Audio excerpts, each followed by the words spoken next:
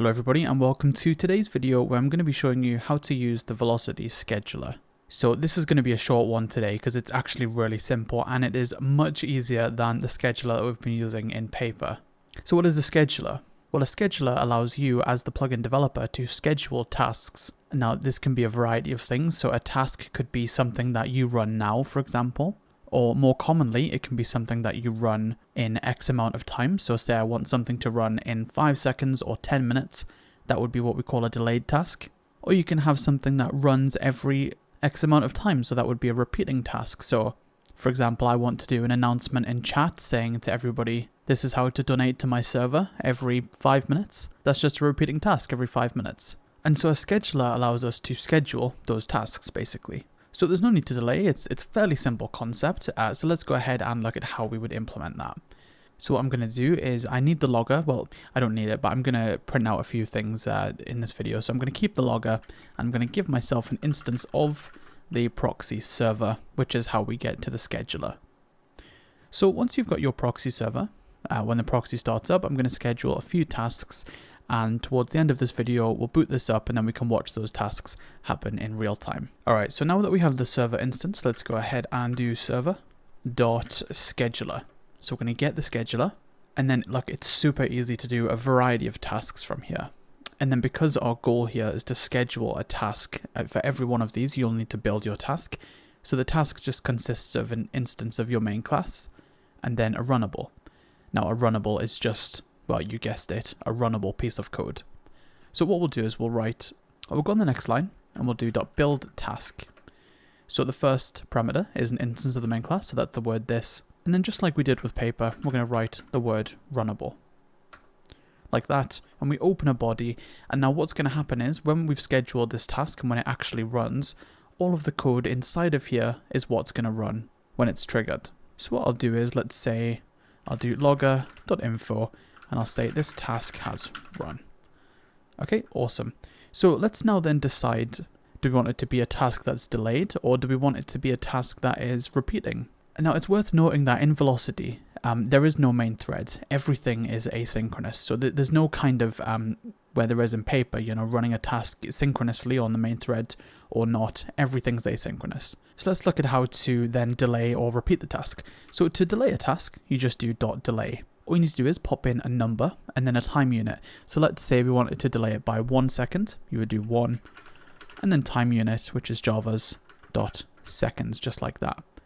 Let's say you wanted to delay it by 5 minutes. It's 5 and then time unit .minutes. So because I don't want to wait 5 minutes between every task, I will delay it by, let's say, 8 seconds. And then I'll boot this up in a moment just so you guys can see that happen. Okay, awesome. So that's how you would delay a task. And I'll show you a repeating one once we've got this working.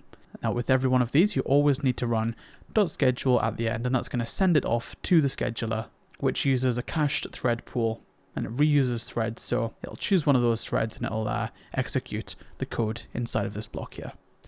So guys, that's actually it for the delayed task. So I'm going to go ahead and run this. So I'll just start my Velocity server, and you should see nothing should happen at the start, but 8 seconds later, we should get it. This task has run. 3, 4, 5, 6, 7. There you go. So this task has run. Excellent. And then that's it. You don't need to clean anything up after that. That's it. All gets sorted out by the scheduler. And that is how you run something at a delay. Okay, so how would you run something that repeats? Now there's loads of use cases for this. As I said, maybe a chat message is one, or maybe you want to do a countdown. That could be cool. So what we'll do is we'll change delay to repeat. So repeat just like this, and then you can do the exact same thing. So you can make it repeat every, let's just say, 3 seconds. Okay, I'm going to go ahead and boot this up. And so this should repeat now every 3 seconds in console. So this task has run, this task has run, and then there you go. So you can see what's happening. It's just repeating every 3 seconds. It's not rocket science. Okay, let's close that. And then maybe a more complicated use case for the repeat one would be if you wanted some sort of countdown. Now that would be quite simple. So all we need to do is outside of the scheduler, we'll just go ahead and do var countdown equals, let's say, 10. And inside of here, we will do if countdown equals 0, then we'll go ahead and stop everything. So we'll return at the runnable and say logger.info countdown ends. But if the countdown is not equal to 0, then we shall minus minus to make the countdown 1 less than its previous, because we know this is going to schedule every 1 second. And we can do a little console message saying logger.info